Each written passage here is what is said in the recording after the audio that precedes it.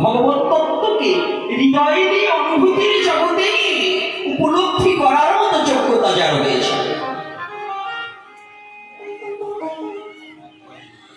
যতদিন পর্যন্ত ভগবত প্রেমকে উপলব্ধি করার যোগ্যতা না জন্মায় ততদিন পর্যন্ত আক্ষরিক জ্ঞানী হওয়া যায়, আক্ষরিক জ্ঞানের জ্ঞানী হওয়া যায়, কিন্তু ভগবত ভজনের জ্ঞানী হওয়া যায় না। সর্বজনের সম্মানের পাত্র হওয়া যায় না, সর্বজনের ভালোবাসার পাত্র হওয়া যায় না। সর্বজনের ভালোবাসার পাত্র হতে হলে ভগবত প্রেমকে অনুশীলন করতে হবে। আর এই ভগবত প্রেম যতদিন পর্যন্ত হৃদয়ের মাঝে উদ্ভাসিত না হবে ততদিন পর্যন্ত সে সূক্ষ্ম জ্ঞানী নয়। তাই মহাজন বললেন, দেখো হে, তুমি যে প্রশ্ন করেছ ধ্রুব পেল কল্যাণে পেল, তারা পেয়েছিল বটে, কিন্তু তাদের গতি কি হলো? বলছে তারা রাখিতে পারে নাই,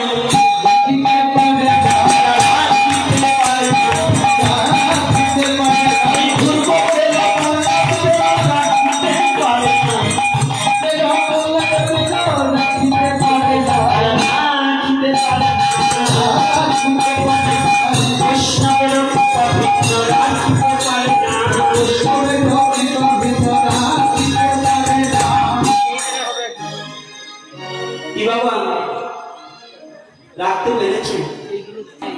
অর্থাৎ দুটো জিনিসের অভাব ছিল, একজনের আর একজনের হয়েছিল। প্রহ্লাদ কিন্তু মাতৃগর্ভে বসে যখন মা কৈকেয়ীকে দীক্ষা দিয়েছিলেন, যখন মা কৈকেয়ীকে নারদমুনি দীক্ষা দিয়েছিলেন, তখন প্রহ্লাদ কত মাসের গর্ভ অবস্থা হবে? কত মাসে? ইন্দ্র মহারাজ যখন ধরে নিয়ে চলেছিল প্রতিশোধ নিতে হয়, তখন নারদমুনি তো রক্ষা করলেন। তখন কৈকেয়ী কত মাসের গর্ভ অবস্থা? কয় মাস? 7 মাস। তখন মাকে যখন দীক্ষা দান করলেন, সনাতন ধর্মের নিয়ম আছে, গর্ভ অবস্থায় মা যে যে স্বভাব ধারণ করে সন্তানও সেই স্বভাব ধারণ করবে। এজন্য যাকে স্মরণ না করলে ভাগবত প্রবেশিকায় যাওয়া যায় না।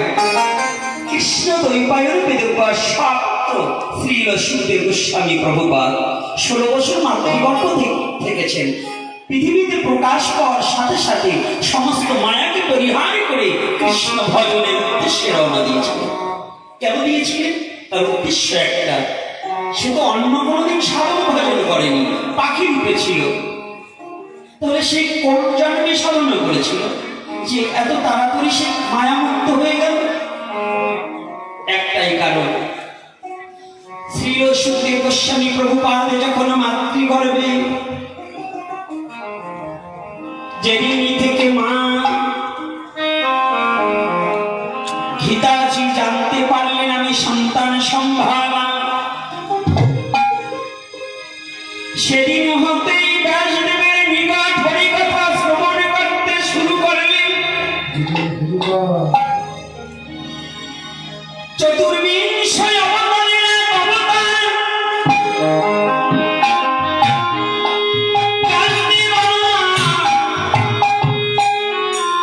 ভগবানের লীলা কথা বলিতে লাগলেন।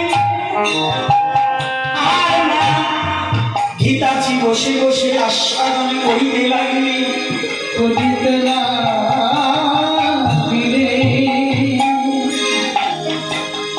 মায়ের কর্ণ দ্বারা মাতৃগর্ভে বসে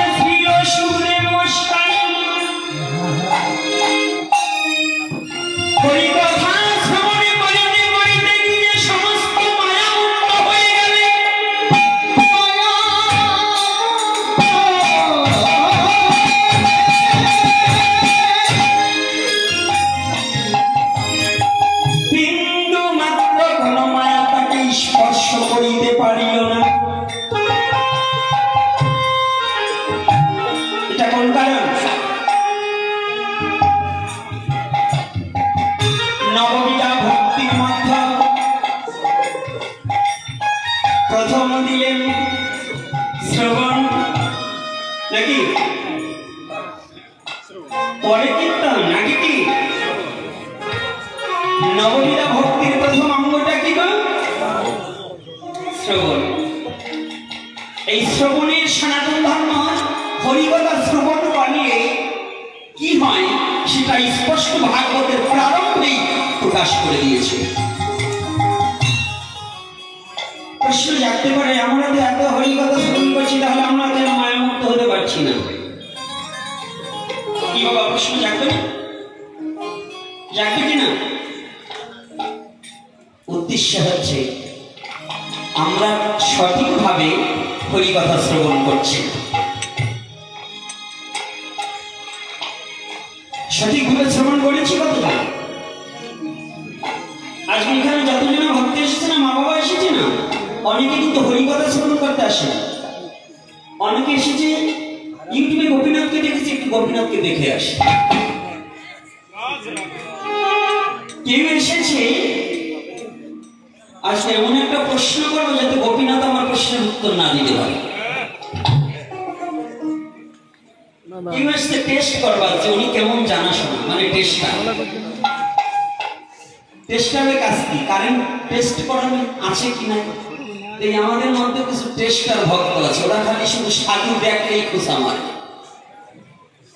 সত্য কথা বলবেন বাবা, মারে কিনা, আছে কিনা?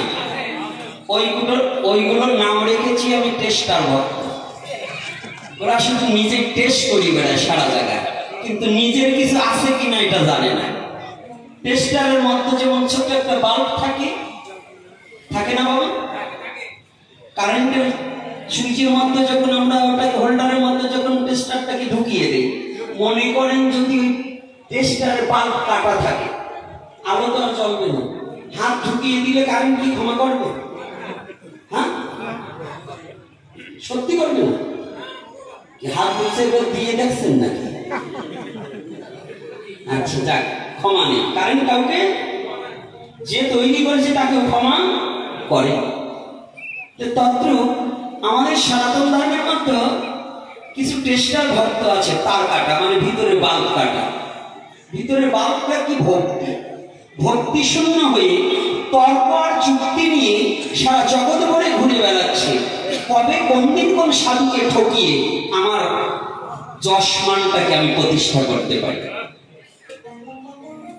এই যশমান প্রতিষ্ঠার আশায় সাধুগুরু বৈষ্ণবকে ঠকাবার নির্দেশ এবং সেই মনোবৃত্তি নিয়ে দেশ হতে দেশ দেশান্তরে ঘুরে বেড়ায়।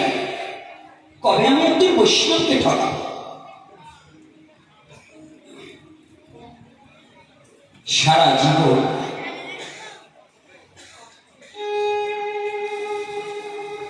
পৃথিবীতে বুঝতে শিখেছি যেদিন হতে, সারা জীবন এই ঠকের বাজারে এসে সবাইকে ঠকাতে চেয়েছি, কিন্তু সবাইকে ঠকাতে গিয়ে নিজে যে কবে ঠকে বসে আছে কোনোদিন সে চিন্তা করিনি।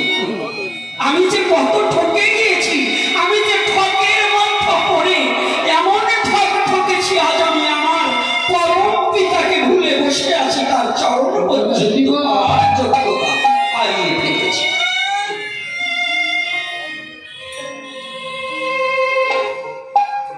ঠকাতে চেয়েছি কিন্তু নিজে যে কবে ঠকে গিয়েছি এ কথাটা ভুলে গিয়েছি। তাই আজকে এই ঠকের বাজার নিয়ে দেখি আমাদের মহাজনগণ এবং আমাদের সনাতন ধর্ম থেকে আজকে কিছু যুবক ছেলে এসে এই ঘরের মধ্যে ঢুকে বলেছে, বাবা আমরা তো আপনার কাছে যেতে পারি না, কৃপা করে যখন গৌর হরি এনেছে তাহলে আমাদের যুব সমাজের উদ্যোগে এবং উদ্দেশ্যে কিছু কথা আমাদের আলোচনা। একদিন 2 ঘন্টা, একটার সময় দেখবেন খিচুড়ির জন্য লাগবে। খিচুড়ি না অন্নপ্রসাদ? কোনটা? অন্নপ্রসাদ। হয়তো খাওয়ার আইটেম খুব ভালো আছে। সনাতন ধর্মের অধিকাংশ লোক হচ্ছে খাওয়ার জন্য পাগল, তো ভজনে কম, ভোজনে খুব পাকা। আসতেছি আপনাদের ওই পাড়ায় যাবো, তার আগে রাধা মাধব কীর্তনটা একটু করে নিই। হ্যাঁ, সবাই রাধামাধব কীর্তন করবো তো? আচ্ছা, ভগবান কাদের কাদের হাত দিয়েছে, হাত দুটো একটু দেখি তো। রাধে রাধে। সবাইকে হাত দিয়েছে, কিন্তু হাত দিলে শুধু কাজ হবে না।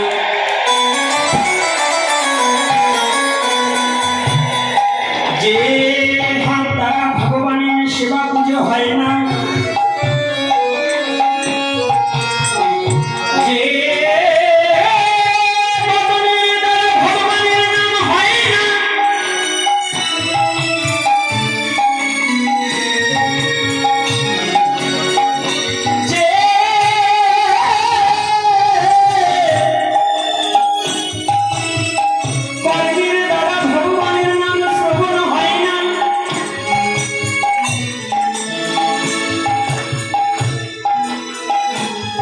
আমাদের মহাজনগণ বলেছে,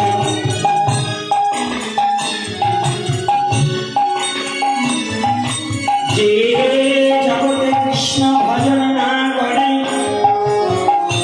যার দেহখানা কৃষ্ণ ভজনের উদ্দেশ্যে আছে,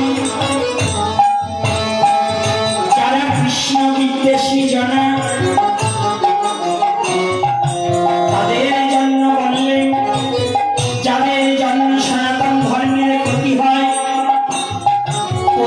তাদের জন্য প্রার্থনা করতে হয়, হে ভগবান তারা তাদের যেন অকাল মৃত্যু হয়। কেন অকাল মৃত্যুর কথা বললেন? ও যতদিন পৃথিবীতে থাকবে ততদিন অধর্ম হবে, ওর দ্বারা ধর্ম হবে না। ও যত তাড়াতাড়ি যেতে পারে ততই পৃথিবীর মঙ্গল বয়ে আনবে। রাধে রাধে।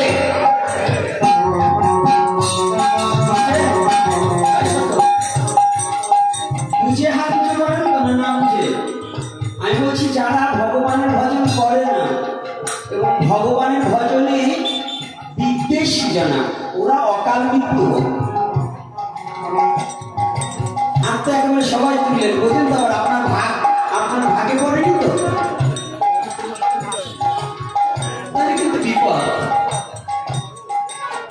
তাই তো? আজকে যখন আপনার হাত তুলেছেন সবাই করতালি দিয়ে রাধামাধব কীর্তন করতে হবে, তারপরে আলোচনায় আরো দেখি কোথায় বন্ধ করে কি বলার।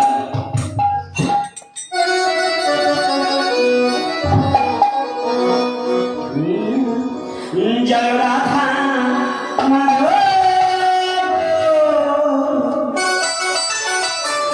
জয় কুঞ্জ বিহারী,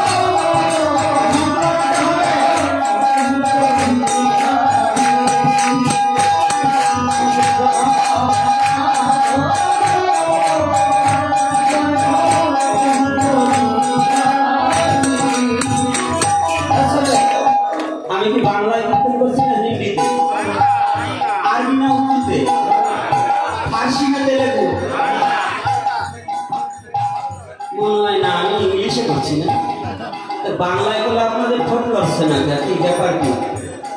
হ্যাঁ, এই যারা কীর্তন করছে না তার বাবার ভাসুরের নাম নাকি? আজকাল মেয়ে ছিল ভাসুরের নাম বলে, আর আমরা কীর্তন বলছি হিন্দু জাতি হয়ে সনাতনী হয়ে মুখ লড়ছে না, মানে কি ব্যাপার কি? ওটা কি ভাসুরের নাম? হ্যাঁ, আমি আগে করছি, আপনারা পিছনে করবেন, তাও যদি মুখটা না লড়ে তার গুরুদেব দীক্ষা দিলে আপনি জব করেন, তা বুঝি কি করে? কে কষ্ট পাচ্ছে? পেলেও কিছু করবার নেই, দেখলে তো বুঝবো মুখ লাগছে না। এখনই ছায়াছবির গান গাই, দেখুন সবাই নাচবেন আর গাবেন। ছায়াছবির গান বাদ দিয়ে রাধা মাধব কীর্তন করছি, মুখ লাগাতে হবে আর করতালি জোরে জোরে হবে। পিছনের বাবারা তুই হাত উঠিয়ে বই লাগতে হবে।